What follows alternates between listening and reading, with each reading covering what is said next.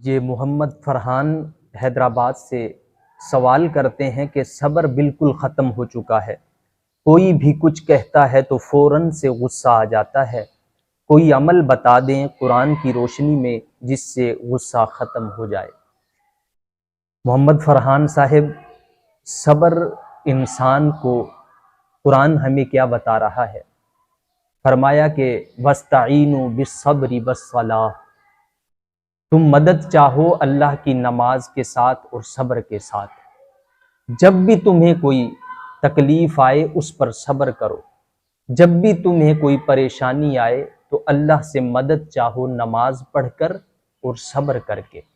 صبر کی تلقین کے متعلق فقہاء کرام مفسرین نے بہت سارے اقوال پیش کیے ہیں۔ اگر کوئی شخص یہ کہتا ہے کہ مجھ میں صبر ختم ہو چکا ہے تو صبر ہی تو ہم نے کرنا ہے، صبر کے بغیر تو ہماری زندگی ادھوری ہے۔ مومن مسلمان کی تو شان یہ ہے کہ وہ صبر پر لا کر اپنے آپ کو کھڑا کر دے۔ اب لوگ اسے برا بھلا کہیں، کچھ بھی کہتے رہیں، وہ صبر پر استقامت کے ساتھ کھڑا ہو جائے۔ آپ دیکھیں قرآن میں ایک جگہ آیا کہ وَاسْتَعِینُوا بِالصَّبْرِ وَالصَّلَاةِ، اللہ سے مدد چاہو نماز کے ساتھ اور صبر کے ساتھ۔ جب تم نے صبر کرنا ہو تو نماز پڑھو، صبر کرنا ہو تو صبر کرو، تو اللہ کی مدد تمہیں پھر ملے گی۔ لیکن قرآن میں کئی مقامات پر صبر کا تذکرہ آیا۔ صرف آپ سنیں، اللہ رب العزت نے کہیں ارشاد فرمایا کہ ان اللہ مع الصابرین، بے شک اللہ صابروں کے ساتھ ہے۔ کہیں فرمایا کہ وبشر الصابرین، خوشخبری ہو صبر کرنے والوں کے لیے، اور کہیں فرمایا کہ انما یوفی الصابرون، اور پھر کہیں جہاں پر نبیوں کا تذکرہ آیا فرمایا کل من الصابرین، اور پھر اس کے بعد آپ دیکھیں صبر کی تلقین کے لیے کہ صبر کرو گے تو اللہ وہ عطا کرے گا جس کا تم اندازہ بھی نہیں کر سکتے۔ اللہ اکبر! آج ہم میں کیا ہے؟ صبر ہی تو ختم ہو چکا ہے۔ جس سے پوچھو، جس سے کچھ کہو، وہ اپنا رونا رو رہا ہے۔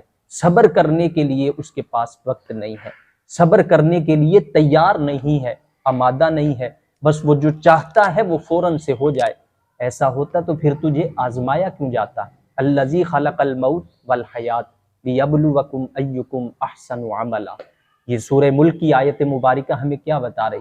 کہ زندگی اور موت کو پیدا ہی اس لیے کیا گیا ہے کہ آزمایا جائے کہ کون اچھے اعمال کرتا ہے، اور صبر کا دار و مدار اللہ اکبر مومن کے اوپر۔ جب مومن صبر کو استقامت پر کھڑا کر دیتا ہے تو اسے جو مقام و مرتبہ ملتا ہے اس کا ہم وہم و گمان بھی نہیں کر سکتے۔ نبی کریم علیہ السلام نے فرمایا کہ قیامت کے دن فیصلہ ہو جانے کے بعد جب جنتی جنت میں جائیں گے، دوزخی دوزخ کی طرف جائیں گے، تو اللہ رب العزت ملائکہ کو حکم دے گا کہ ملائکہ جنت کے دروازے پر کھڑے ہو جاؤ، جو جو میرے محبوب کا امتی جنت میں داخل ہو اسے خوشخبری دو، بشارت دو اور اس کا استقبال کرو۔ جب کھڑے ہو جائیں گے ملائکہ، حضور کی امت کے گناہ گار جب اپنے گناہوں کو معاف کروا کے جنت میں جا رہے ہوں گے تو پھر فرشتے کیا کہیں گے؟ اسے بھی قرآن نے بیان کیا۔ وہاں پر نہیں آیا، فرشتے یہ نہیں کہیں گے کہ اے آنے والے تو نے بڑی نمازیں پڑھی ہیں، اے آنے والے تو نے بڑے روزے رکھے ہیں، اے آنے والے تو نے اللہ کی راہ میں بڑا خرچ کیا ہے، بڑی زکوٰۃ دی ہے، بڑے حج کیے ہیں۔ قرآن میں کہیں ذکر نہیں ہے، قرآن میں ایک ہی ذکر آیا۔ فرمایا فرشتے کیا کہیں گے؟ سلام علیکم بما صبرتم، اور سلام ہو تم کو، دنیا میں جب تم پر مصیبتیں آتی تھی تم صبر کیا کرتے تھے۔ اللہ اکبر!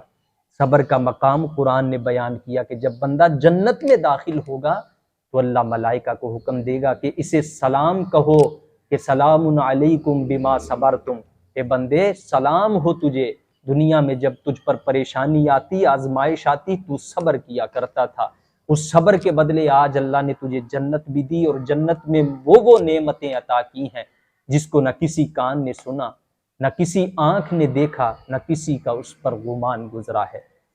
تو میرے محمد فرحان بھائی، آپ دیکھا کریں کہ صبر جو ہے اسے اختیار کرنا ہے۔ بری بات برداشت کرنا یہی تو صبر ہے، اچھی بات تو ہر کوئی برداشت کرتا ہے، اگر مجھ سے آ کر کوئی اچھی بات کہے، اچھی گفتگو کرے، میں تو چپ کر کے سنتا رہوں گا۔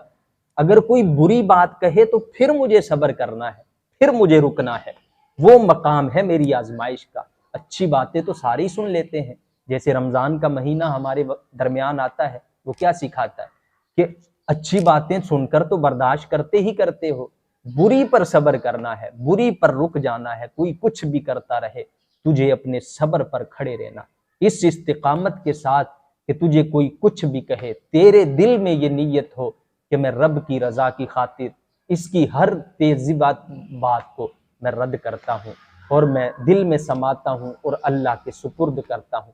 جب آپ صبر پر استقامت کے ساتھ کھڑے ہوں گے، پھر اپنا مقام دیکھیے گا، کیا مقام تمہیں رب عطا فرمائے گا، اس کا ہم اندازہ بھی نہیں کر سکتے۔ اللہ رب العزت ہم سب کو عمل کی توفیق عطا فرمائے۔